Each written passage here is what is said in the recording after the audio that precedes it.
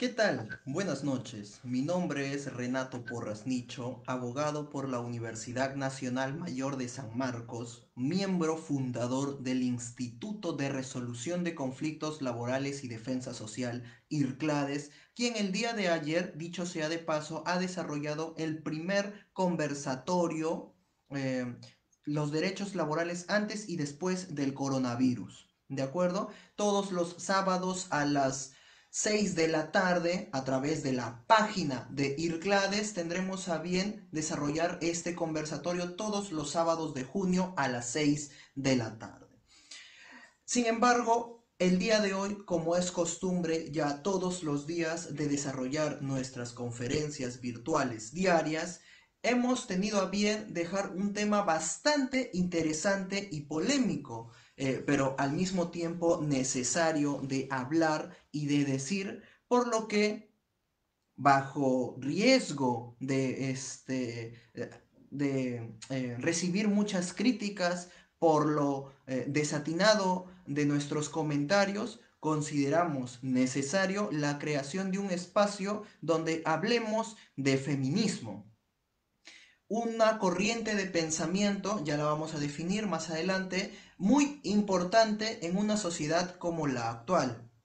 A partir de hoy, domingo 7 de junio, que para mí es un día muy especial en lo personal, todos los domingos desarrollaremos feminismo. ¿De acuerdo? Todos los domingos desarrollaremos temas interesantes, invitando públicamente a las personas que tengan a bien hablar sobre este tema, sean hombres o sean mujeres. Consideramos necesario generar este tipo de espacios para educarnos y forjar una sociedad más justa. Comparte el video, difunde la información, hagamos doctrina. El día de hoy vamos a hablar de feminismo, ¿de acuerdo? Es un tema bastante interesante, bastante polémico, sujeto al debate. Comparte el video. Enfoque Laboral es un proyecto libre de derechos de autor. Difúndelo donde mejor consideres, ¿no? Y entonces empecemos, ¿no? Este tema tan polémico, el feminismo. ¿Qué es el feminismo? El feminismo es una ideología, ¿no? Es un conjunto de ideas, pensamientos, teorías que intentan, ¿no?, reivindicar los derechos femeninos a fin de construir una sociedad más justa. ¿De acuerdo? El feminismo es una ideología política, pues surge en el desarrollo y en el conflicto de poder existentes. ¿De acuerdo? El feminismo, ¿no?, surge desde la izquierda o llamado, o el llamado, o lo llamado, las denominadas corrientes progresistas o radicales. ¿De acuerdo? Lo cierto es que el feminismo tiene un origen muy radical, ¿no? Un origen desde movimientos que buscan el cambio del sistema. En Occidente, donde nos encontramos, América Latina y Europa, desde hace mucho tiempo se ha considerado al género femenino como el más débil. Han sido destinadas a las labores domésticas, se le considera menos capaz, más frágil y menos inteligente. Se ha dicho desde siempre que esta división es natural. Sin embargo, nada más alejado de la realidad, pues hombres y mujeres somos iguales en derechos. Por lo tanto, a lo largo de la humanidad se empezaron a levantar muchos movimientos reivindicando justamente a la mitad de la población que vienen a ser las mujeres. Hemos dicho que esta inferioridad de la mujer respecto al varón se ha dicho que es natural. Mucho ha contribuido la Iglesia Católica, quien a través de la Biblia y el adoctrinamiento en Europa y las colonias se impuso esta lógica en el desarrollo de las vidas privadas, ¿no?, en el día a día de las personas. Trajo como consecuencia esto, entonces, que los hombres tomaran las decisiones políticas, sociales y culturales, dejando a la mujer las labores de la casa, de la crianza de los hijos y de la satisfacción sexual por siglos. Esto evidentemente generó muchas protestas por parte de las mujeres. Sin embargo, no es hasta el siglo XVIII, 1700 a 1800, esto es el siglo XVIII, el siglo XVIII, réstenle un número, 17 y aumentenle 2 ceros, así ubicamos los siglos.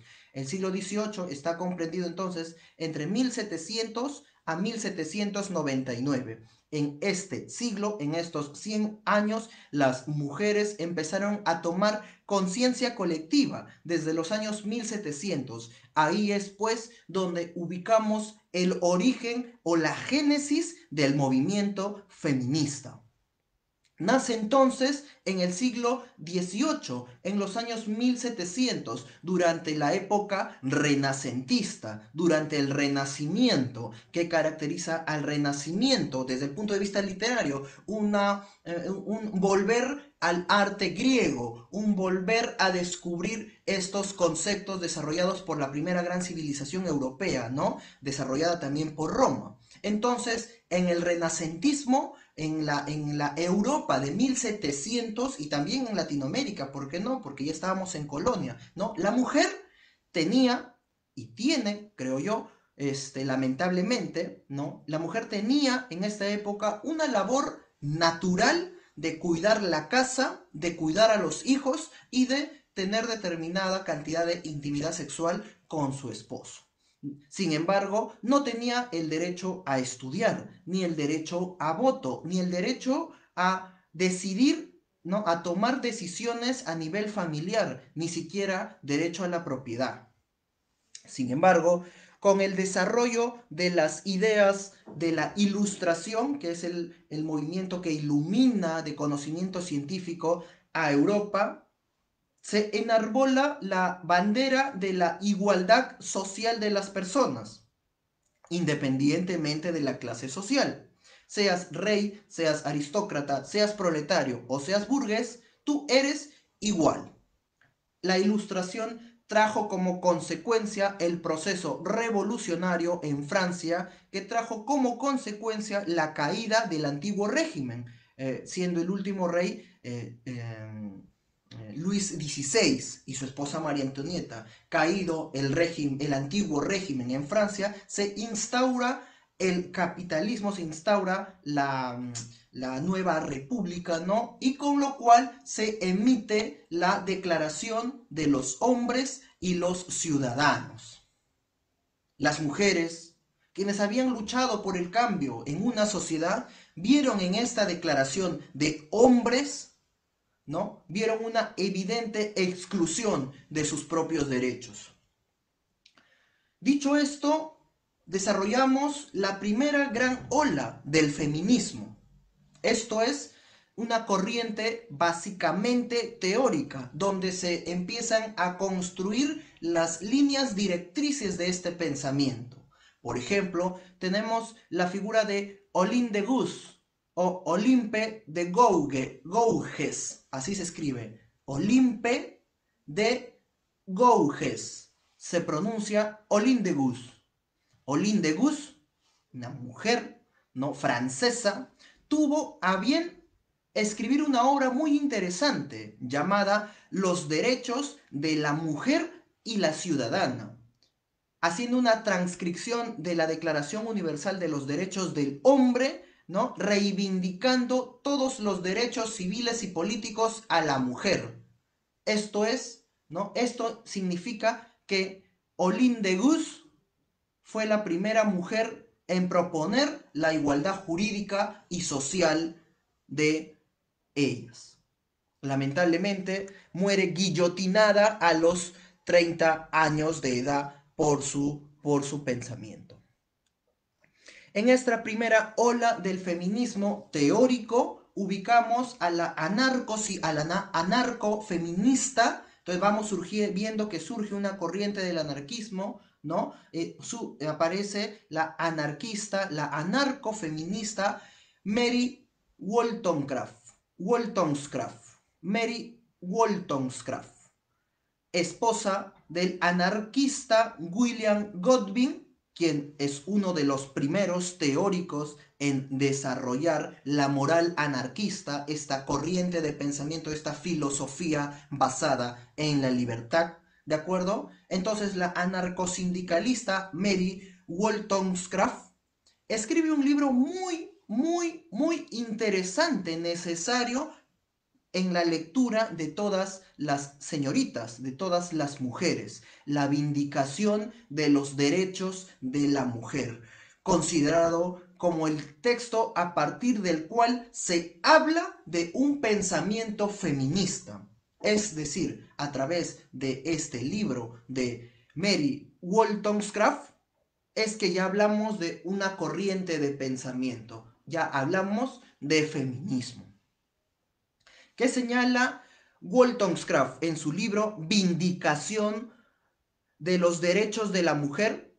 Señala que la diferencia entre géneros, entre el hombre y la mujer, no es natural, sino es cultural.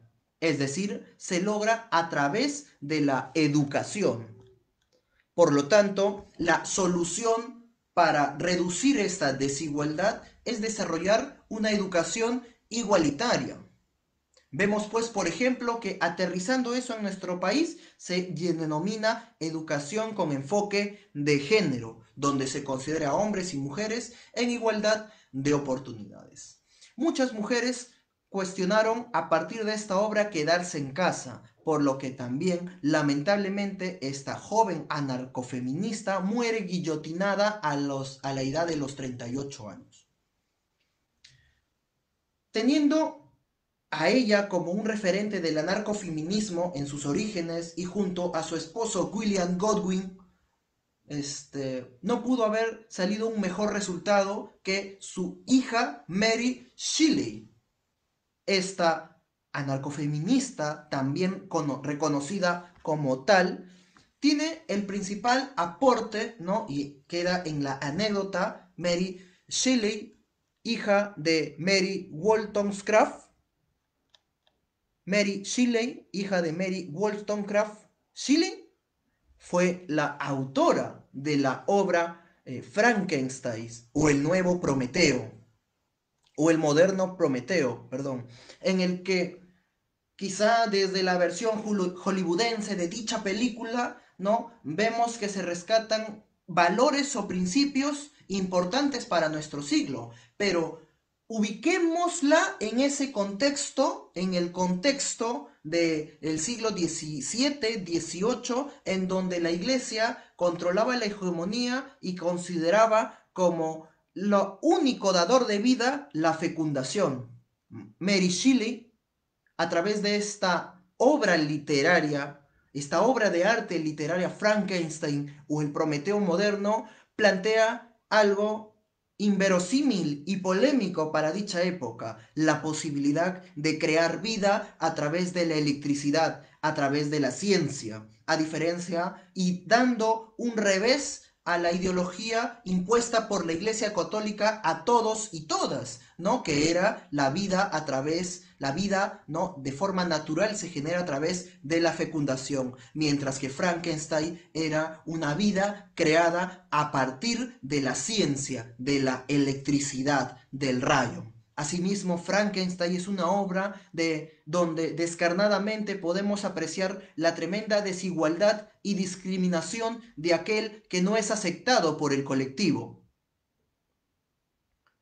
Lamentablemente, todos los intentos feministas han sido acompañados por represión del Estado o de la Iglesia. En este caso, la Iglesia prohibió el desarrollo de experimentación en animales luego de la publicación de Shelley en su obra Frankenstein, ¿no? Se prohibió la experimentación en animales.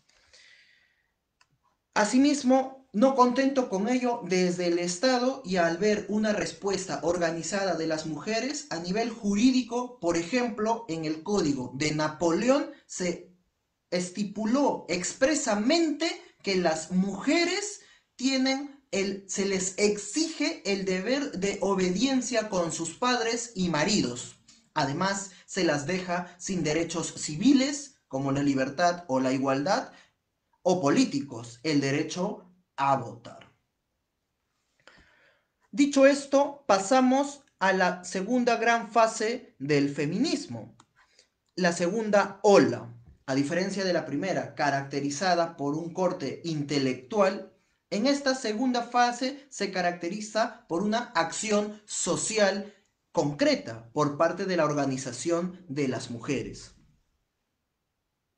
En primer lugar, como parte de esta segunda ola feminista, podemos ubicar al movimiento sufragista. Las sufragistas, quienes surgieron indistintamente en Estados Unidos y en Gran Bretaña, tuvieron el objetivo de buscar el derecho a voto y todos los derechos civiles y políticos para las mujeres. Cabe señalar, en Estados Unidos, por mencionar algunas anécdotas históricas, luego de la independencia de las 13 colonias y la expansión de Estados Unidos como un estado federado, autónomo e independiente, donde las mujeres tuvieron un papel protagónico, a diferencia de lo que dice la historia oficial, donde prácticamente se da toda la importancia histórica a George Washington y a los padres fundadores, fueron las mujeres las que permitieron la lucha independentista en dicho país. Luego de haber luchado por la independencia de su nación, las mujeres fueron con una segunda lucha en Norteamérica para liberar a los esclavos. Fueron estas las que iniciaron el movimiento abolicionista en Norteamérica. Con ocasión de este movimiento abolicionista que se daba en el siglo XIX, 1800, 1820, 1840, las mujeres viajan a viajan a Gran Bretaña de acuerdo a un congreso antiesclavista. Sin embargo, por ser mujeres no se les permitió participar, únicamente se les dejó ser parte del público espectador, pero detrás de una cortina. Esto evidentemente produjo la ira y el enojo de las trabajadoras, de las mujeres, y siendo, por ejemplo, ¿no? Lucrecia Mott y Elizabeth Cady Stanton, Lucrecia Mott y Elizabeth Cady Stanton, dos de las 4 mujeres que viajaron de Estados Unidos a Gran Bretaña al Congreso antiesclavista, emitieron públicamente en una plaza en Norteamérica la Declaración de Sentimientos, un documento vital e importantísimo donde se plantea reivindicar los derechos civiles y políticos a la mujer. Por lo tanto, es con esta declaración que en Estados Unidos inicia la etapa del sufragismo, obteniendo las mujeres en dicho país el derecho a voto. En Gran Bretaña, el derecho a voto lo obtuvieron mucho antes que en Norteamérica. Y es pues a las mujeres, al movimiento sufragista inglés, que se atribuyen las principales acciones violentas. No es al senderismo o al comunismo o al terrorismo de la izquierda radical a quienes se le atribuyen las acciones más violentas. No, son a las mujeres, a las corrientes feministas quienes implantan como medidas de lucha las huelgas de hambre, los encadenamientos, los sabotajes a líderes políticos, las bombas e incendios. Y es así que ellas obtienen el derecho a voto en este país. Fabricio nos ha hecho una pregunta, ¿no? Estamos hablando de feminismo, ¿no? Escríbeme al correo, no, escríbeme al inbox de Enfoque Laboral para absolver tu consulta, ¿no? Y estamos hablando de feminismo. Un saludo fraterno a Fabricio Ramos, estimada señorita Josefina Cabrera, el día de hoy estamos hablando de feminismo, ¿no? Todos los domingos vamos a desarrollar este tipo de temáticas. La invitación es pública para toda persona que desea hablar de estos temas. Considero importantes que deben ser abordados y estudiados por ambos géneros. Entonces tenemos esta segunda gran oleada del feminismo, lo que trajo como consecuencia el reconocimiento del derecho a voto en estas mujeres. Ya saltamos al siglo XX. ¿Y cuándo es pues que obtienen las mujeres el derecho a voto? En Inglaterra lo obtienen en 1918, pero solamente para las mujeres mayores de 30 años. Y en Estados Unidos el derecho a voto lo obtienen en 1920, pero solo para las mujeres blancas. Entonces, cabe señalar la crítica desde este punto, desde esta parte de la historia y del mundo, que el movimiento sufragista es un movimiento de burgueses blancas, de mujeres adineradas con la ventaja del color de su piel, ¿no? Y que buscaban igualdad jurídica, ¿no? Mayor participación en el mercado laboral, el derecho a voto, etcétera. Por lo tanto, al movimiento sufragista se le puede considerar como parte de un feminismo reformista, el cual busca la igualdad. Mientras que las posiciones como las de Mary Wollstonecraft, su apellido es muy complejo, de Mary Wollstonecraft y de Mary Shelley, las ubicamos en el anarcofeminismo, es decir, en el anarquismo, en el feminismo radical, a diferencia del feminismo reformista de las corrientes de las sufragistas. Otros feminismos alternativos, no europeos, por ejemplo, tenemos los textos vitales, ¿no? Necesarios de leer de Sojourner Truth. Sojourner Truth. Se escribe Sojourner, Sojo como suena con S, Sojourner Truth. T-R-U-T-H. Sojourner Truth. Una esclava negra que habla por primera vez de la doble exclusión. Una exclusión por ser negra y una exclusión por ser mujer. Lamentablemente, esta, esta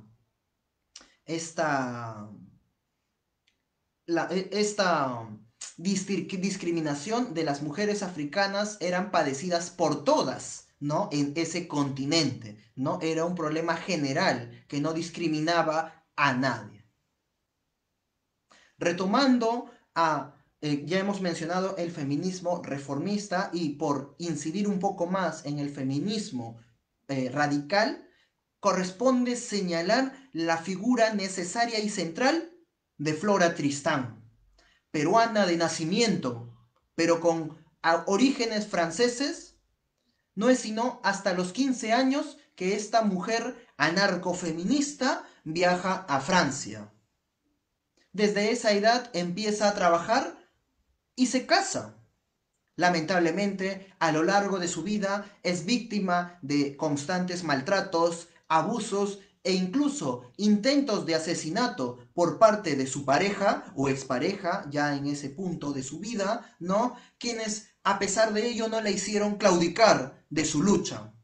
Ella, pues, habla, a diferencia de Sojourner Truth, quien mencionaba una doble exclusión, Flora Tristán señala la doble represión que existe en la sociedad. Una represión de clase por ser proletaria, por tener simplemente que vender su fuerza de trabajo y asimismo por una opresión de género, por ser mujer, por destinársele únicamente labores manuales a ella misma.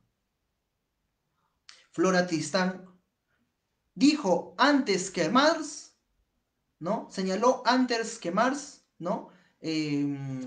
La opresión que sufría la clase trabajadora en Europa. Por ejemplo, tenemos libros muy interesantes de ella como La miseria de las clases trabajadoras, donde señala la explotación y sobreexplotación de las mujeres y de los niños mucho antes incluso que el mismo Federico Engels lo postulara. Otro libro muy interesante de ella es, por ejemplo, sobre la necesidad de la buena acogida a las mujeres extranjeras, tomando en cuenta pues que ella era peruana y que fue a un continente que no conocía, donde no tenía papeles, no tenía documentos y con un marido maltratador, ¿no? Empezó a organizarse incluso mucho antes de que Marx lo hiciera. Por lo tanto, su importancia central, ¿no?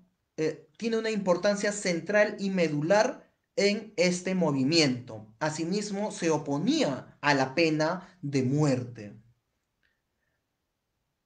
Ella considera que para que la mujer sea libre verdaderamente, debe cambiarse el sistema capitalista establecido, debe cambiarse las estructuras de poder, pues el enemigo no es el capitalismo. Y acá viene uno de los aportes más interesantes del feminismo radical. El enemigo no es el capitalismo, el enemigo es el patriarcado, concepto sobre el cual incidiremos un poquito más, ¿no? Al final de esta clase. Ya para acabar, si tienen preguntas sobre este tema, puedan formularlas, espero poder absolverlas. Se hace la invitación pública a todas las señoritas, caballeros que deseen un espacio para poder hablar sobre estos temas, obviamente bajo el criterio de la rigurosidad científica e histórica que los datos deben dar, ¿no?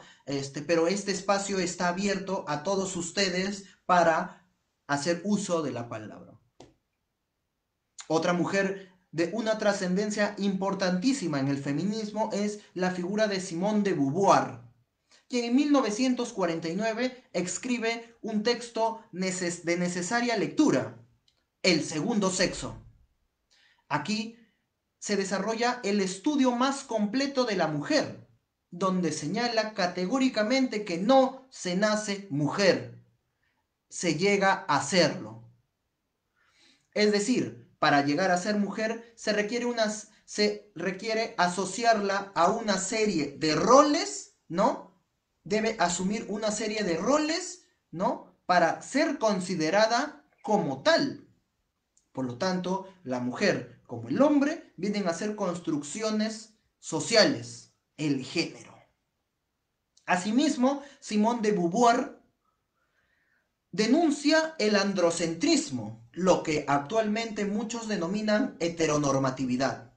¿Qué significa esto? ¿Qué significa el androcentrismo para Simone de Beauvoir? Implica que el hombre es la medida de todas las cosas, es la norma. Por lo tanto, la mujer se niega a sí mismo como un sujeto libre y autodeterminado con sueños propios para identificarse con la idea que el hombre la ve. Me dejo entender. En una visión androcentrista, que es lo que caracteriza a la sociedad, la mujer no decide ser mecánico o camionera, porque quizá en su familia haya la idea de su padre o de su pareja que ella sea solamente ama de casa, o si deseara estudiar una profesión, sea de educación inicial, enfermería o terapia física y rehabilitación, trabajos propios para las mujeres. Mientras que ellas, por quedar bien con esta idea que tienen los hombres de ella, de sí misma, asume estos roles. Esto Simone de Beauvoir lo denuncia claramente, lo denomina androcentrismo. Por lo tanto, las mujeres deberán considerarse seres autónomos e independientes de ellos.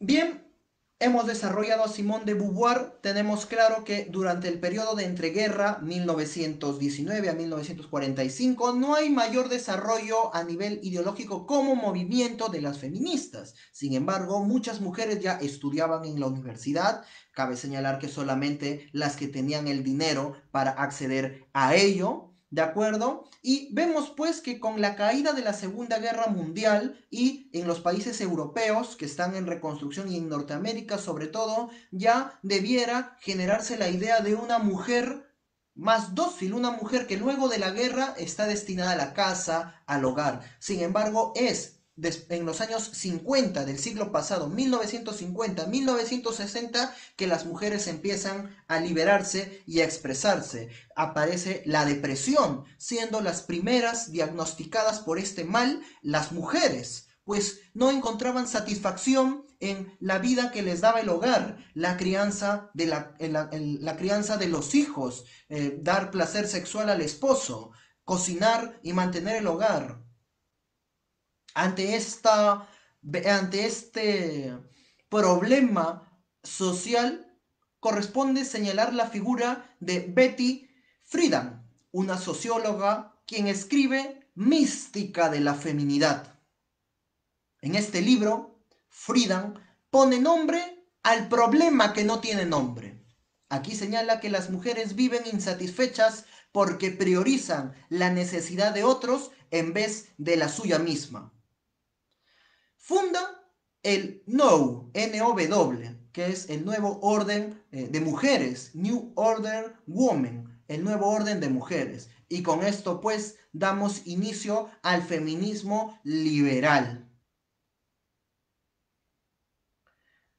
Este feminismo liberal que lo ubicamos dentro del reformismo, del feminismo reformista, busca la igualdad. Por lo tanto, las mujeres deben ser incluidas en el mundo laboral, en espacios de la vida pública y en las esferas de poder.